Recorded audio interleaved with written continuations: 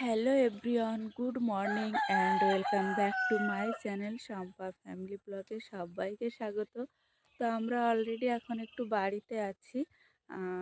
তোমাদেরকে ঠিকঠাকভাবে জানানো হয়নি, একটু বাড়িতে আছি বিশেষ কারণের জন্য। তো আমরা আবার চলে যাব। তো সকালবেলা দেখো গ্রামের ওয়েদারটা দেখো, চারিদিকে কুয়াশা, যা লাগছে না কি বলবো।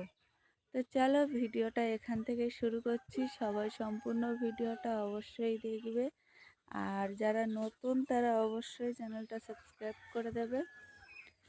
তা আমি তো সকালবেলা একটু হাঁটাচলা করে নিচ্ছি, আর আজকে মা বাড়িতে নেই, তো কাজ বাজ সব আমাকেই করতে হবে।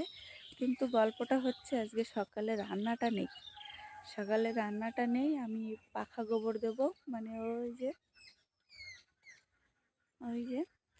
ওই পাখা গোবর দেবো। উঠোনটা ওই দিকে ঝাড় দিয়ে দিয়েছি, আর এই দিকটা ঝাড় দিতে বাকি আছে। আর ওই কালো পেপারে ধান আছে, তো আজকে আর ধান রৌদ্রে খেলানো হবে না, যেহেতু মা বাড়িতে নেই। তো ওয়েদারটা কি সুন্দর লাগছে দেখো, কুয়াশা। ওই দিকটা কিন্তু আমাদের নদী, কিন্তু নদীটা একদম দেখা যাচ্ছে না, সব কুয়াশায় ভর্তি হয়ে আছে। তো চলো ভিডিওটা এখান থেকে শুরু করলাম। সবাই সম্পূর্ণ ভিডিওটা অবশ্যই দেখবে, আর আমি আমার কাজে লেগে যাই। তো রাখতে ইচ্ছে করছে না, কি সুন্দর লাগছে দেখো ওয়েদারটা। বাবা গরু বার করে দিয়ে গেছে, মা সকালবেলা চান করে গেছে আমার বড় জায়ের বাপের বাড়িতে, একটু কাজ আছে ওই জন্য। আর আমি এই চারিদিকে ঘোরাফেরা করছি আর কাজ করছি। আমার এই তিলটা কেমন হয়ে গেছে। তো যাই হোক, আমরাও খুব তাড়াতাড়ি চলে যাব, কারণ আমাদেরও টাইম নেই, ছেলে মেয়েরও পরীক্ষা আছে, তো যেতে তো হবেই। হালকা রোদ উঠেছে, রোদটা চোখে লাগছে, রাখতে ইচ্ছে করছে না, কি সুন্দর লাগছে। তো যাই হোক, আমরাও যাব আমার বড় জায়ের বাপের বাড়িতে। বললাম না একটু কাজ আছে, তো আমি একটু কাজ বাজগুলো করে নিয়ে তারপরে যাব।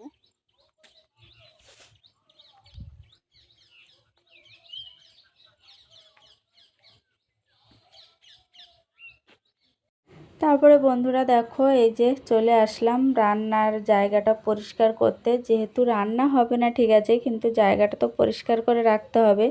আর আমাদের গ্রামে সব গ্রামেই মানে তোমার কালিওয়ালা পাখা বেশিক্ষণ রাখা যাবে না। ওই তো আমার দেরি হয়ে গেছে অনেকটাই, কারণ আমার শাশুড়ি মা বলে যে কালি দেখে কোথাও বেরোতে নেই, বা কালিওয়ালা পাখা বেশিক্ষণ রাখতে নেই, এমনকি বাসি উঠোনটাও বেশিক্ষণ রাখতে নেই। তো গ্রামের দিকে এখন কুয়াশা পড়ে, মানে মোটামুটি সকালের টাইমটা কুয়াশা পড়ে, আবার দুপুরের দিকটা প্রচুর গরম পড়ে, আবার রাত্রের দিকটা ঠান্ডা পড়ে। মানে ওয়েদার যে কি করছে বুঝতে পারছি না।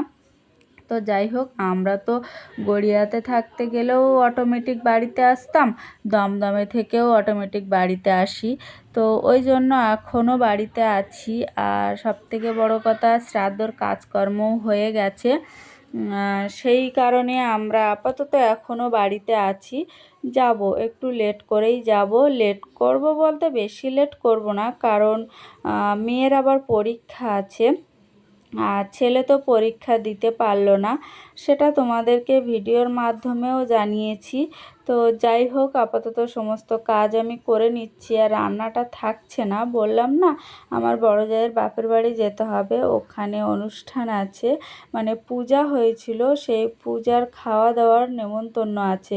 তো যাই হোক, আমার বড় জায়ের দিদিমাও মারা গেছিলো, সেই কাজ সব একসাথেই পড়েছে, ওই জন্য মা ভোরবেলা চলে গেছে। আর আমরা যাব পরে, মানে আমার বড় জার মেয়ে, আমি, আমার ছেলে মেয়ে, তোমাদের দাদা, আমরা সবাই একটু লেট করেই যাব, কারণ বলেছিল সকাল সকাল যেতে, কিন্তু তোমাদের দাদা আবার বাড়ি ছিল না, ওই জন্য। আর বাবা চলে যাবে, চান দান করে চলে যাবে, আর আমি, ছেলে মেয়ে, আমার বড় জার মেয়ে, মানে বড় মানু, ওদেরকে সবাই একসঙ্গে করে নিয়েই আমি যাব। আর সবথেকে বড় কথা, সকাল সকাল যেতে বলেছিল, যে অনেক লোকের আয়োজন, একটু সকাল সকাল গেলে ভালো হয়, কিন্তু আমি তো যেতে পারিনি যেহেতু বাড়ির দিকেও কাজ থাকে টুকিটাকি। তো আপাতত ঝাড়ু দেওয়া হয়ে গেছে, এবার পাখা গোবর দিতে যাব, কারণ আমাদের গ্রামে আসলে মাটি গোবরের উপরেই বাস আর কি। যতই আমরা শহরে থাকি না কেন, গ্রামে আসলে গোবরে তোমাকে হাত দিতেই হবে। তো তাই তুমি যাই করো না কেন, তুমি বোম্বে থাকো, দিল্লি থাকো, যে তো বন্ধুরা, শহরেতে যেটা থাকো না বলছিলাম, কেন। আমি এবার যাব পাখা গোবর দিতে, কারণ সকালবেলার কাজটা করে নিতে হবে, আবার যেতে হবে ওই জন্য। তো যাই হোক, মাটি গোবর আমি এই যে মেখে নিচ্ছি, নিয়ে তারপরে আমার কাজে লেগে যাব। তারপরে বন্ধুরা এই যে দেখো পাখার এইখানে চলে আসলাম, আর ভালো করে মাটি দিয়ে আমি পরিষ্কার করে নিচ্ছি, যেহেতু রান্না করার সময় অনেক সময় ভেঙে যায় ওই জন্য। আর এটা হচ্ছে চোঙের পাখা, মানে অতটা অসুবিধা হয় না। আর চোঙের পাখা করে অনেকটাই সুবিধা হয়েছে কালি থেকে, মানে একটু মুক্ত। আর যদি অন্য ঝিঁকের পাখা হতো তো খুব সমস্যা হতো, যেহেতু কালি চারিদিকে ভর্তি হয়ে যেত। আর সবথেকে বড় কথা, মাটির জিনিস তুমি যতটা মানে একবার ভেঙে আর একবার সুন্দর করে গড়তে পারবে, কিন্তু পাকা জিনিসটা খুব সমস্যা হয়। আর এদিকে বাবা দেখো, বাবার কাজ করছে, কারণ বাবা একটু সকাল সকাল কাজকর্ম সেরে যাবে, মানে বিনের বাড়ি। বললাম না কাজ আছে, কাজ বলতে আমার বড় জায়ের দিদিমা মারা গেছে, সেই দিদিমার মানে 3 দিনের যে মেয়েদের কাজটা হয় সেই কাজ। তো যাই হোক, আপাতত আমারও এদিকের কাজ প্রায় কমপ্লিট হয়ে যাচ্ছে, কারণ পাখার চারিদিকটা আমি গোবর দিয়ে পরিষ্কার করে নেব, কারণ এখানেই প্রায় ভাত খাওয়া হয়, রান্নাঘরেও অতটা যাওয়া হয় না, যেহেতু শীতকালের সময় মানুষের কেমন হয়, উঠোনে বসেও মানুষ খাওয়া দাওয়া করে। তো দেখো আমি পুরো চারিদিকটা পরিষ্কার করে নিচ্ছি। আর আমার মেয়ে এই যে কন্যা সবে ঘুম থেকে উঠলো, ঘুম থেকে উঠেই ওনার কাজ ওই দেখো, মানে ঘুমে ওর চোখ ছাড়ছে না, 8টা 9টা বেজে যাচ্ছে তবু ওর ঘুম ছাড়ছে না। তো যাই হোক, আমার ওই দিকটা পরিষ্কার করা হয়ে গেছে, এবার এই সাইডটা পরিষ্কার করে নেব। আর বাবা এদিকের কাজ করছিল টুকিটাকি কাজ। তো চলো পুকুর ঘাটে যাই। তো এই যে দেখো পুকুর ঘাটে চলে এসেছি, পুকুর ঘাটে এসে থালা বাসনগুলো ধুয়ে নেব, নিলেই আমার কাজ কমপ্লিট হয়ে যাবে। আর বাবা যেহেতু ডালিয়া ছিল, সেই ডালিয়াগুলো খেয়ে নিয়েছিল।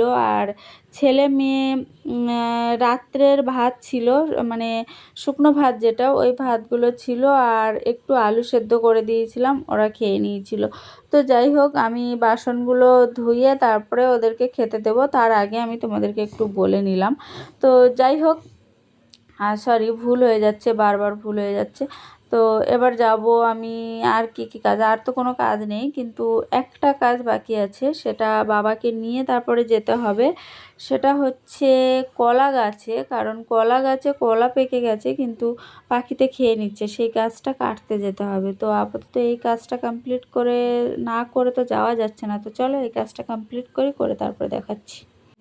তো বন্ধুরা চলো, আমার কাজ তো কমপ্লিট হয়ে গেছে, মানে সমস্ত বাসি কাজ যেটা বলে সেটা তো হয়ে গেছে।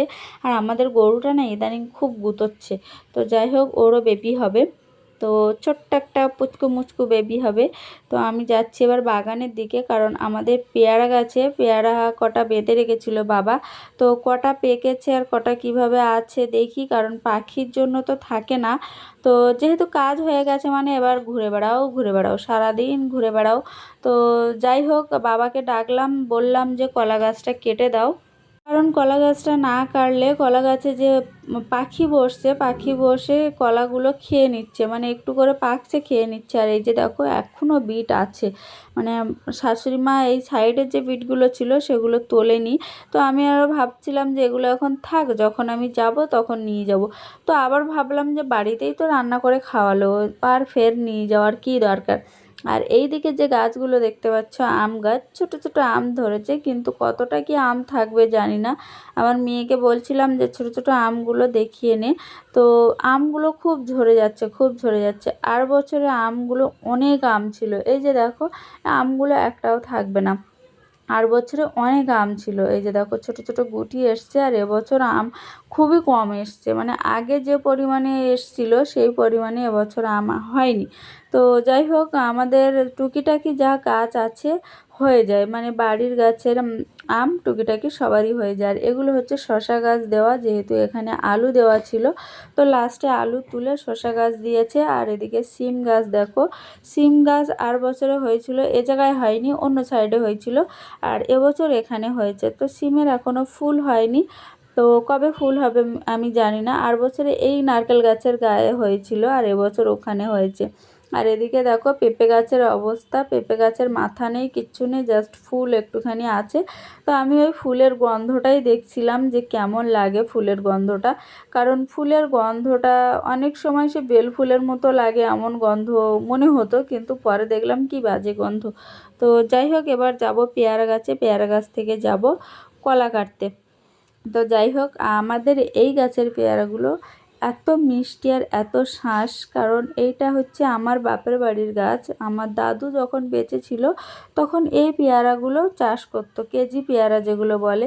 আগে একটা একটা পেয়ারা 500, 700, 800, 900 এরকম করে হতো 1 কেজি ওজনের, কিন্তু এখন আর হয় না, ছোটো ছোটোগুলোই হয়। সবথেকে বড় কথা, যেটা মজার জিনিস, এর শাঁসটা ভালো হয়, ভিতরের যে দানাটা অল্পই থাকে। তো আপাতত এখানে দুটো পেয়েছি, আমি একটা নেব, মেয়েকে একটা দেব, কারণ ও পেয়ারা খেতে খুব ভালোবাসে। তো ওর একটা দেবো, আমি একটা নেব, কারণ আর তো গাছে পেয়ারা নেই, টুকিটাকি ছিল কিন্তু খেয়েছে মনে হয়, আর বাদুড়ে রাখে না, রাত্রে খুব বাদুড় আসে। তো যাই হোক, এই দুটো আছে, যখন নামিয়ে নিই, পরে আর পাবো কিনা জানি না। আর ওইদিকে যে পেয়ারা বাঁধা আছে ওগুলো এখন ছোট ছোট, ওগুলো এখনও পাকেনি। তো এই যে দেখো, আমি নামিয়েই খাওয়া শুরু করে দিয়েছি, আর মুখে পিঁমড়ে। তো আমার মেয়ে বলছে আমাকে এটা দাও, আমি বলছি এটা আমার, তোর ওটা, বলে গাছে যেটা ছিল ওইটা নামিয়ে মেয়েকে দেবো, কারণ আমারটা দেবো না, কাউকে ভাগ দেবো না। তো যাই হোক বন্ধুরা, পেয়ারা তো নামানো হয়ে গেল, বাবাকে ডাকছি কখন থেকে, তো বাবা বলল যাচ্ছি, আর একটু বেলা হোক। আমি বলছি আর একটু বেলা হতে হবে না, তুমি আগে কলা গাছটা কেটে দিয়ে দাও, কারণ কলা গাছটা না কাটলে, আজকে না কাটলে কালকে কাটা যাবে না, কিন্তু বারের ব্যাপার থাকে, ওই জন্য। তো যাই হোক, এই ভিডিওগুলো তো অনেক আগে শ্যুট করা থাকে, কী বারে কী হয় আমি বুঝতে পারি না। তো এবার দেখো, বাবাকে নিয়ে এসছি, নিয়ে এই যে কলা গাছটা কেটে নিচ্ছি, কারণ ওই যে দেখো কলা পেকে গেছে। আর বাবাকে বললাম যে কলা গাছটা এমনভাবে কাটবে যাতে আস্তে আস্তে ঝুঁকে পড়ে, আর বাবা একবারেই কেটে দিয়েছে, পুকুরে পড়ে গেছে। তো বাবা বলছে এবার টানো, আমি বলছি তোমাকে আমি তখন বললাম তো যে তুমি আস্তে আস্তে নামাবে, কিন্তু তুমি একবারে ওইভাবে কেটে দিলে। তো যাই হোক, এবার টেনে উপরে তুলবো, তুলে কলার কাঁদিটা বাড়ি নিয়ে যাব, কারণ কলা আর 1-2 দিন থাকলে পেকে যাবে। কারণ 2-3টে কাঁদির ছড়া, যেটা ছড়া বলি আমরা, কলার ছড়া, তো সেখান থেকে পেকে গেছে। তো পেয়ারাটা খাচ্ছি, আর বাবারও ভাত খাওয়া হয়ে গেছে, সব হয়ে গেছে। এবার বাবা চান করে যাবে, আর কাঁদিটা আমি বাড়ি নিয়ে যাব, ঠিক আছে, কিন্তু বাবা ধুয়ে টুয়ে পরিষ্কার করে রাখবে। আর এইগুলো হচ্ছে সব ঠুটে কলা গাছ, আর ঠুটে কলার মানে কিছু কিছু এক সাইডের কলা মানে দানা ভর্তি, আর কিছু কিছু এক সাইডের কলা দানা নেই। তারপরে এই যে দেখো, খুব কষ্ট করে উপরে টেনে তোলা হচ্ছে, কারণ খুব গায়ে জোর, তো কিচ্ছু করার নেই। তো বাবা ওই দিক থেকে টানছে, আমি এদিক থেকে টানছি। তো আমি বললাম এবার তুমি কেটে তুলে নাও, আমি কাঁধে নিয়ে যাচ্ছি। আর ওই দিক থেকে কে আসছিল ওই জন্য আমি দেখছিলাম, ও উনি আসছিল জল নেবে, মানে উনি ধান চাষ করেছে, তো পাশে কাকারা জল দিচ্ছে, ওই জন্য ওনারা পুকুর থেকে জল নেবে, তাই বলতে এসছিল। সরি বন্ধুরা, আমি একটু ভুল বলে ফেলেছিলাম যে বাবার খাওয়া হয়ে গেছে, কিন্তু আমি বুঝতে পারিনি, আমি যেহেতু বাগানের দিকে ছিলাম, আমি ভাবছি বাবা লেটে আসছে মানে বাবা ভাত খাচ্ছে। তারপরে দেখলাম যে বাবার মুখে তো ব্রাশ গোঁজা, আমি খেয়াল করিনি। বাবা বলল খিদে পাচ্ছে, খিদে পাচ্ছে, খাওয়া দাওয়া করে তারপরে কলার কাঁদিটা কেটে দেব। তো আমি সেই ভেবে বলেছিলাম বাবা হয়তো খাচ্ছে, কিন্তু এখন দেখছি বাবা খায়নি। বাবা বলছে আমি একেবারে খেয়ে চান দান করে বেরোবো, আর গরুর জল দেওয়ার থাকে, খাবার দেওয়ার থাকে, ওই জন্য একবারে কাজ সেরে বেরোবো। তো আমি একটু ভুল বলে ফেলেছিলাম যে বাবার খাওয়া হয়ে গেছে। তো যাই হোক, চলো এবার কাঁদিটা বাড়ি নিয়ে যাই, কারণ বাবা কেটে দিচ্ছে, আর বাবার হচ্ছে হার্টের সমস্যা। বাবা তো এটা চাকিয়ে নিয়ে যেতেও পারবে না, আমাকেই নিয়ে যেতে হবে, কিন্তু ওর গায়ে প্রচুর কাদা। তো যাই হোক, আমি তো চান করব, ওই জন্য কাদা থাকলেও অসুবিধা নেই। তো বাবা একদিক থেকে পরিষ্কার করে দিচ্ছে, আর আমি একদিক থেকে টেনে টেনে ফেলে দিচ্ছি। তো চলো কাঁদিটা এবার বাড়ি নিয়ে যাই। তো এই যে দেখো বন্ধুরা, কলার কাঁদিটা বাড়ি নিয়ে আসছি, আর কলার কাঁদিটা এত ভারী কি বলবো। যখন কলা বাড়িতে থাকে না বা পাকে না তখন খেতে মন চায়, আর এই কলার কাঁদি যখন পেকেছিল তখন আর কেউ খায়নি, মানে একটা দুটো করে সবাই খাচ্ছে আর রেখে দিচ্ছে, মানে ইচ্ছে করছে না। তো ওইদিকে দেখো কলার কাঁদি পেকে যাওয়ার মতো হয়েছে, আর বাবাকে বলা হলো যে ওষুধ দেবে কিনা। বাবা বললে এমনি পেকে যাচ্ছে, ওষুধ দিতে হবে না, 2-1 দিনের মধ্যে পেকে যাবে। আর তারপরে বন্ধুরা দেখো সন্ধ্যাবেলা চলে আসলাম সবাই আলু পোড়াতে, কারণ এই সময় আলু পোড়াটা খুব সুন্দর লাগে। আর মাঠের মাঝখানে, মানে আমাদের রাস্তার মাঠের মাঝখানে বলতে এটা মাঠে নয়, এটা হচ্ছে রাস্তার পাশে যেখানে আমরা বসি ওইখানটা, কারণ খুব পোকা উঠছিল। তো এখানে জ্বালিয়ে দেওয়া হয়েছিল আর সবাইকে বলা হয়েছিল আলু নিয়ে আয়, ওই জন্য আলু নিয়ে এসে এখানে দেওয়া হয়েছে, কারণ আলুটা পুড়লে হেভি লাগে। তো আলু পোড়া কে কে খেয়েছো ছোটোবেলায়, সবাই কমেন্ট করে জানাবে যে আলু পোড়া কে কে খেয়েছো।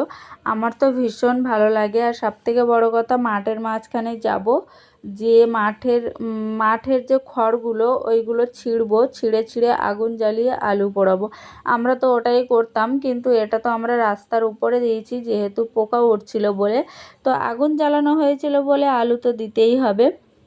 আর আমাদের ভাগ্নি তো উনি তো 1 নম্বর বদমাইশির 1 নম্বর। আগুন নিয়ে পরে কি খেলা খেলছিল, বলছে আমি এইভাবে আগুন সরাবো, তোরা ভিডিও করে দিবি। তো যাই হোক, আমি এদিকে নিম পাতা দিয়েছে আবার, ওই যে দেখো কত পোকা উঠছে, মানে এত পোকা উঠছে আগুন জ্বালাতে বাধ্য হয়েছিলাম। তো যাই হোক, আমিও এখানে আগুন জ্বালিয়েছি আর বাচ্চাদের মাঝখানেও আমিও পড়ে গেছি। তো চলো, আজকের এই ভিডিওটা কেমন লাগলো অবশ্যই কমেন্ট করে জানাবে। আর তোমরা কমেন্ট না করলে আমি তো বুঝতেই পারবো না যে আমি ভুল করছি কি, কোনটা ভালো হলো কোনটা খারাপ হলো। তো এই যে দেখো আমাদের ময়না এইটা নিয়ে এসছে, নিয়ে চারিদিকে ঘোরাচ্ছে, মানে এত পরিমাণে পোকা, মানে ধারণা করার বাইরে। জামা কাপড়ের মধ্যে ঢুকে যাচ্ছে আর শ্বশুর করছে। তো যাই হোক, আমি বললাম যে ওভাবে কোনোদিন পোকা মরে, কোনোদিন পোকা মরবে না। তো ওই নিয়ে ও পাগলামো করছে। তো চলো, আজকের মতো টাটা, সবাই ভালো থেকো, সুস্থ থেকো, সাবধানে থেকো, দেখা হবে নতুন ভিডিওতে। আমরা এবার সবাই বাড়িতে যাব, যেহেতু সন্ধে পড়ে গেছে। তো চলো টাটা।